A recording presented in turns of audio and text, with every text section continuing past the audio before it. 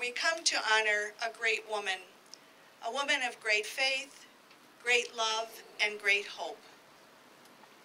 Marianne's was a deep faith in a God who she believed guided her from Syracuse to Hawaii to undertake a new work in a place relatively unknown. Marianne's was a love that knew no barriers. Her own words tell us that she was hungry for the work and that her greatest delight was to minister to the abandoned persons afflicted with leprosy. And Marianne's was a hope that the hard work and the personal sacrifices of herself and the sisters would make life better for the residents of Kalaupapa, and indeed it did. The statue that we dedicate today stands as a testament to Marianne's faith, hope, and love, and her dedication to the Hawaiian people. And her legacy is embodied and has lived on these past 126 years through the continued work of the Sisters of St. Francis here in Hawaii. It is a great joy for us to have all of you celebrate with us as we proclaim her great legacy here in Hawaii and also the ongoing work of our sisters. The Sisters of St. Francis visited our offices and inquired as to the possibility of establishing a statue of commemorating the work and life of Sister Marianne Cope. Upon doing some research into the life and work of Sister Marianne, we felt that it was very appropriate that a memorial be established in the Kaka'ako area.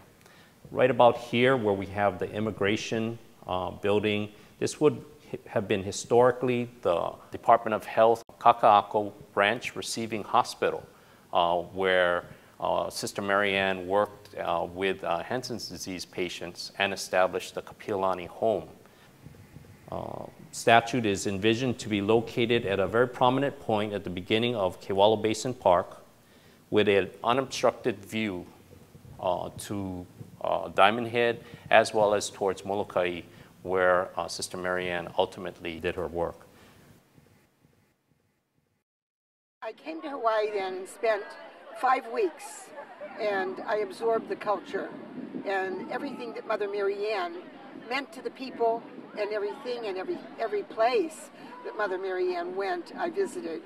I made a retreat, a 3-day retreat in Kalaupapa, and fell in love with it. Very beautiful and very spiritual place to be.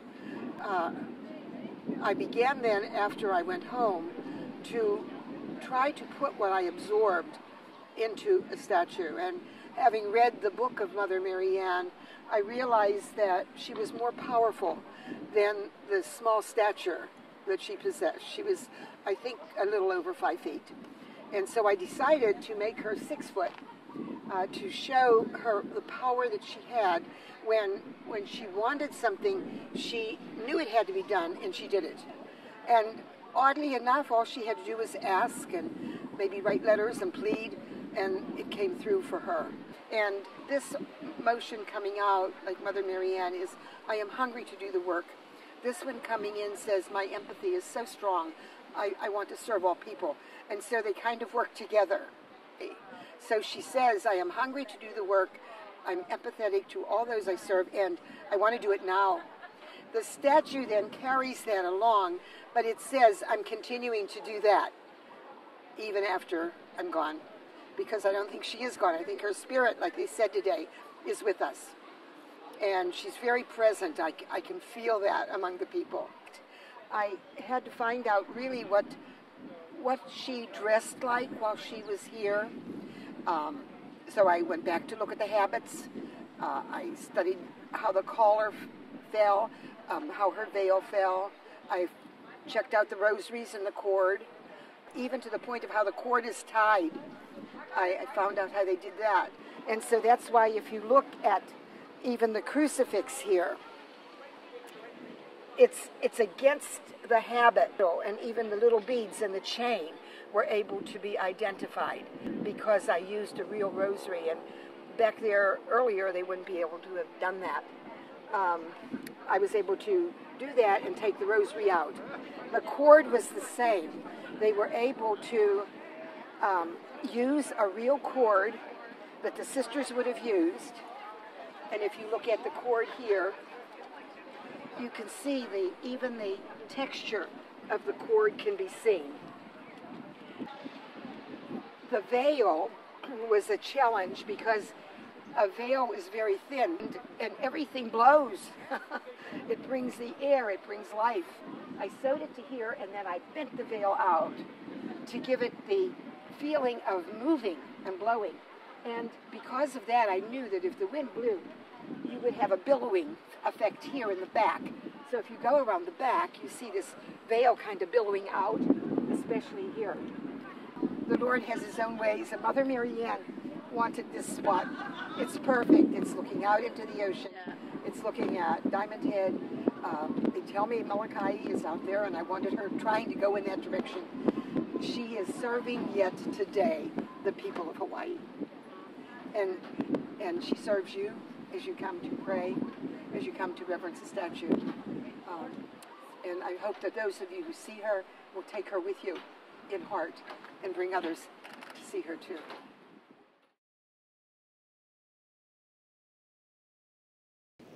When the Church blesses a picture or statue and presents it for public veneration by the faithful, it does so for the following reasons. That when we look at the representation of those who have followed Christ faithfully, we will be motivated to seek the city that is to come. That we will learn the way that will enable us most surely to attain complete union with Christ. That as we struggle along with our earthly cares, we will be mindful of the saints, those friends and co-heirs of Christ who are also our own brothers and sisters and our special benefactors. That we will remember how they love us, are near us, intercede ceaselessly for us, and are joined to us in a marvelous communion. Mother Marianne and the sisters who came with her were but the first of the Sisters of St. Francis to come here and serve in Hawaii. And since then, we have been tremendously blessed with this wonderful congregation of women. And so we want to thank them and pray God's blessing upon them and flourishing in the future.